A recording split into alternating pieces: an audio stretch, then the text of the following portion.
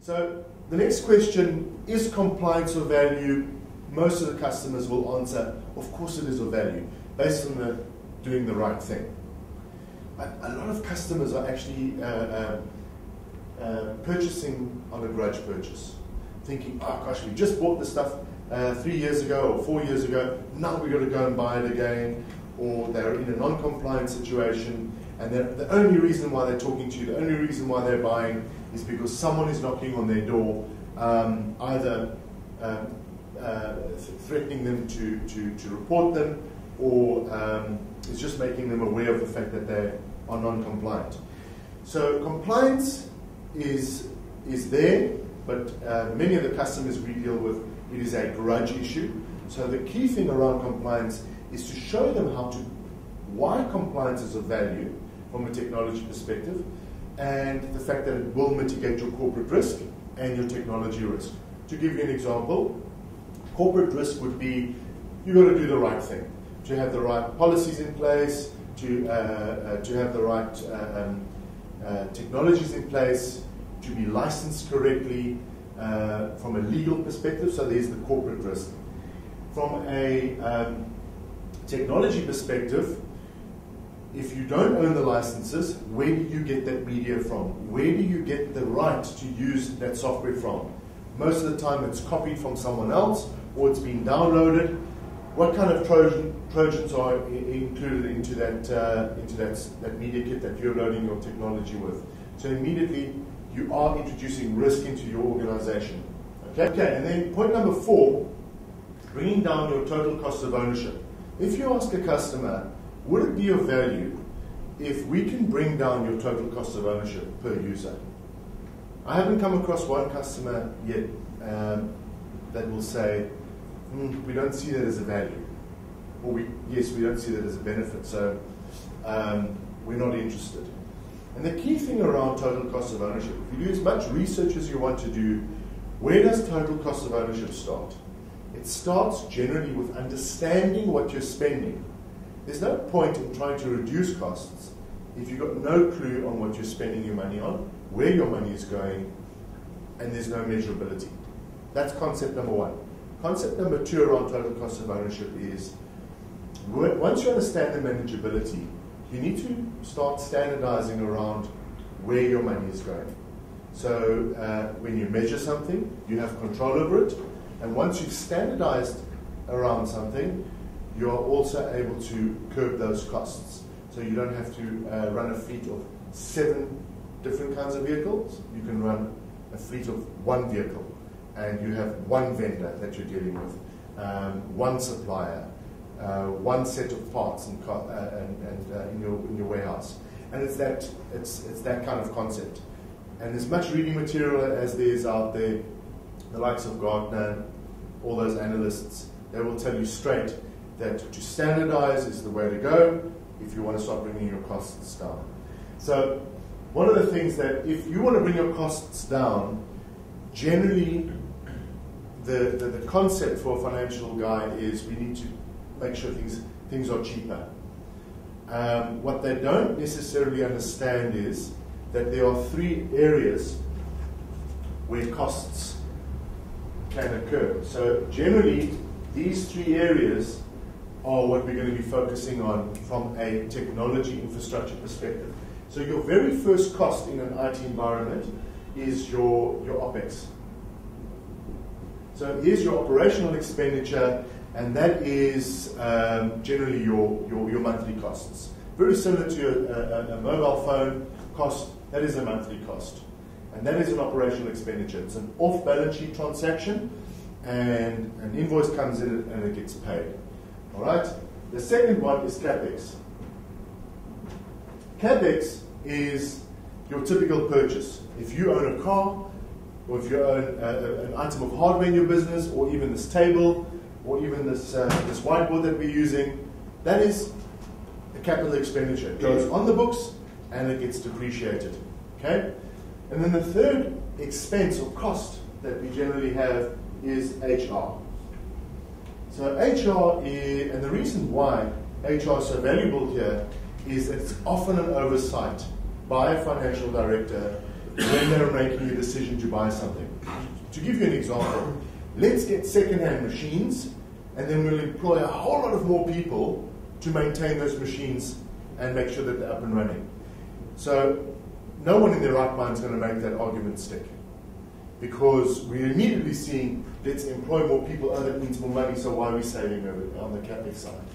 And that is what I'd like to start touching on, and this is where, when you're selling or sitting in front of a customer, I want you to focus your attentions on, because what they've done in the past, and usually why there is a grudge purchase around compliancing and staying on the latest version, is they've based their argument on saving money. Saving money in one area, being it OPEX or CAPEX, has an effect on the other two.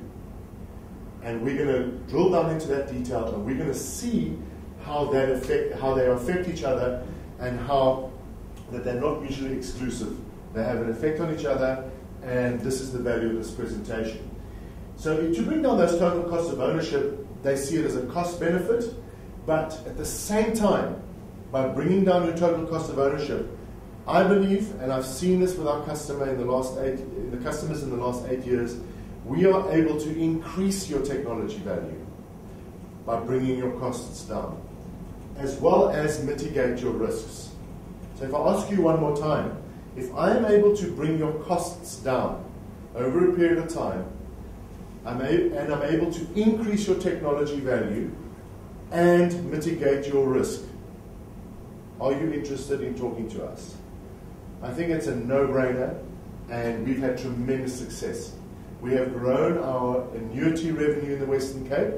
We've grown our annuity revenue in South Africa, and most of our discussions around licensing today is based around the OVS agreement. 5 years ago, this would not have been possible, because culturally, people weren't buying or renting software. People were buying. People have now come to understand the value of renting and the value of why OVS is of value. And I think this could also lead the discussion into a far greater service potential for you as a reseller, because now they are starting to understand the value of paying on an annual, continuous basis, rather than a once-off, only when they need you will they pay for your services. And that goes right into the managed support discussion and annuity revenue for you as a reseller.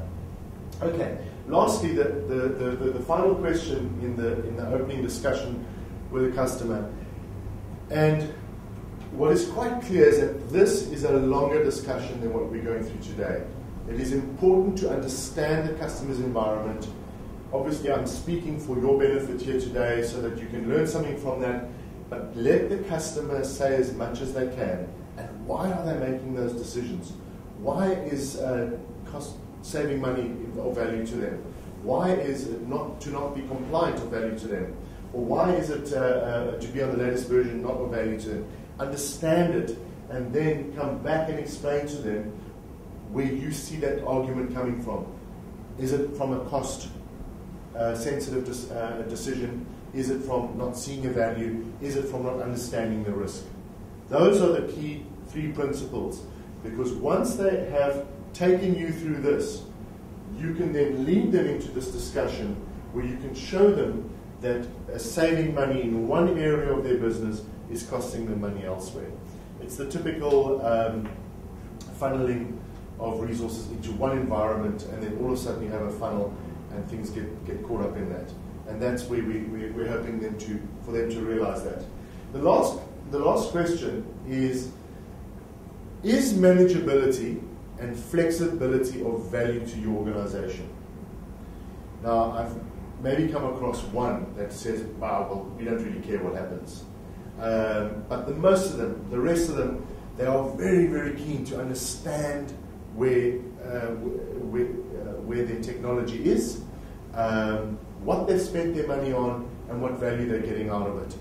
Most of the organizations out there that buy licensing or their hardware on an ad hoc basis are not standardized, have no clue how much it's costing them, where their technology is, what value they're getting out of it, and what their risks are. And I'd like to use the example of driving a motor vehicle without a dashboard. So you don't know what speed you're doing, you don't know what your rev counter is doing, you might hear the engine screaming, but you don't know how far you've got left to travel, you don't know if your water's going to boil, what's going to happen. You actually just try that. Cover up your speedometer driving home today, and you'll realize how uncomfortable it feels not knowing what speed you're doing. You might drive the same speed as everyone else, but you want to see what speed you're doing. Take that back into a far greater detail into IT environment.